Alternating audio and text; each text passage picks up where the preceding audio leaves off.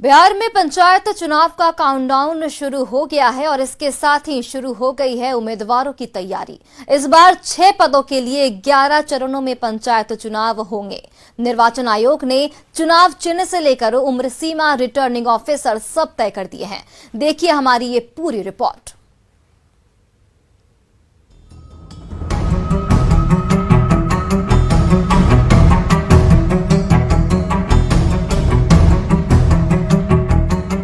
बिहार में पंचायत चुनाव का ऐलान हो गया है और इसके साथ ही गांव की सरकार चुनने का रास्ता साफ हो गया। इस बार बिहार में 11 चरणों में पंचायत चुनाव होंगे।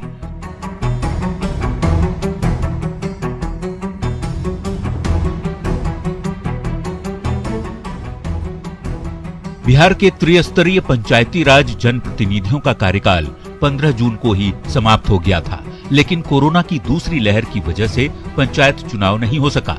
अब चुनाव की तारीखों का ऐलान हो गया है। 24 सितंबर से लेकर 12 दिसंबर तक 11 चरणों में गांव की सरकार के लिए वोटिंग होगी। बिहार में 11 चरणों में पंचायत चुनाव का पूरा डिटेल देख लीजिए। पहला चरण 24 सितंबर, दूसरा चरण 29 सितंबर, तीसरा चरण 8 अक्टूबर, चौथा चरण 20 अक्टूबर, पांचवा चरण 24 अक्टूबर, छठा चरण 3 नवंबर, सातवां चरण 15 नवंबर, जबकि 8वां चरण 24 नवंबर को होगा। नवां चरण 29 नवंबर, 10वां चरण 8 दिसंबर और 11वें चरण का चुनाव 12 दिसंबर।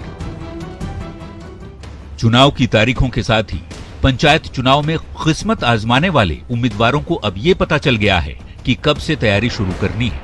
हम पंचायत चुनाव से जुड़ी हुई हर डिटेल आपको बता रहे हैं, ताकि अगर आप चुनाव लड़ना चाहते हैं या फिर मतदाता हैं तो आपको गांव की सरकार की पूरी खबर रहे।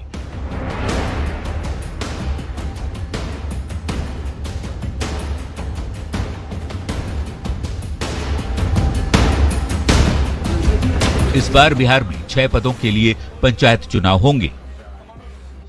मुखिया, पंच, सरपंच, वार्ड सदस्य, पंचायत समिति सदस्य और जिला पंचायत सदस्य के लिए चुनाव होंगे। कुल 2,59,260 पदों पर निर्वाचन होना है। मुखिया के लिए 8,387 पद हैं। सरपंच के भी 8,387 पद हैं। वार्ड सदस्य के 1,14,667 पद। पंचायत समिति सदस्यों के लिए 11,491 पद। जिला परिषद सदस्य के लिए 1,161 पद, जबकि पंच के लिए 1,14,667 पद हैं।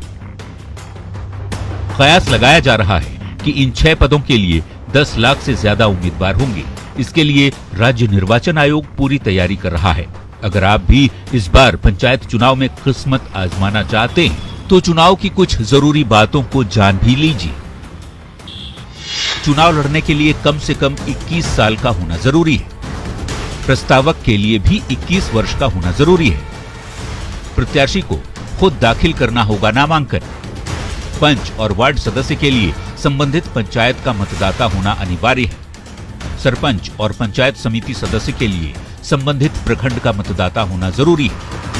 जिला परिषद की सीटों के लिए जिले का मतदाता होना अनिवार्य है।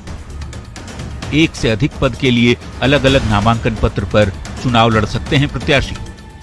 मुखिया, सरपंच, वार्ड सदस्य और पंच के पद के लिए बीडीओ को रिटर्निंग ऑफिसर बनाया गया है। वहीं जिला परिषद सदस्य पद के लिए संबंधित एसडीओ को रिटर्निंग ऑफिसर बनाया गया है। यानी अगर आप चुनाव लड़ना चाहते हैं तो अपनी और अपने प्रस्तावक की उम्र सीमा जरूर चेक कर लें, नहीं तो ऐसा न हो कि ऐन वक्त पर आपका नामांकन खारिज हो जाए। अगर आप नामांकन के लिए योग्य हैं तो आप जानना चाहेंगे कि किस पद के लिए कितना नामांकन शुल्क लगेगा, तो ये डिटेल भी जान लीजिए। मुखिया, सरपंच, पंचायत समिति सदस्य के पद के लिए सामान्य वर्ग के प्रत्याशी को 1,000 रुपये नामांकन शुल्क लगेगा। वहीं महिला, एससी, एसटी और पिछड़ा वर्ग के लिए नामांकन शुल्क 500 रुपये होंगे।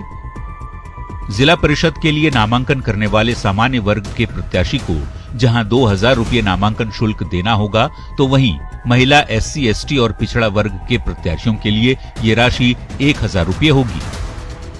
पंच और पंचायत सदस्य के लिए सामान्य वर्ग के प्रत्याशी को 250 रुपये नामांकन शुल्क देने होंगे। वहीं महिला, SC, ST और पिछड़ा वर्ग के लिए ये शुल्क 125 रुपये होगा। निर्वाचन आयोग ने सभी 6 पदों के लिए 129 चुनाव चिन्ह भी घोषित कर दिया है। इसके अलावा निर्वाचन आयोग ने 14 चुनाव चिन्ह सुरक्षित भी रखे हैं ताकि उम्मीदवारों द्वारा चुनाव चिन्ह बदले जाने का आग्रह किए जाने के बाद उसे बदला जा सके।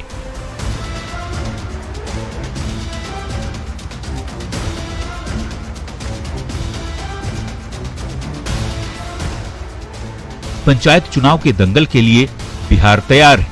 क्या आप गांव की सरकार चुनने के लिए तैयार हैं?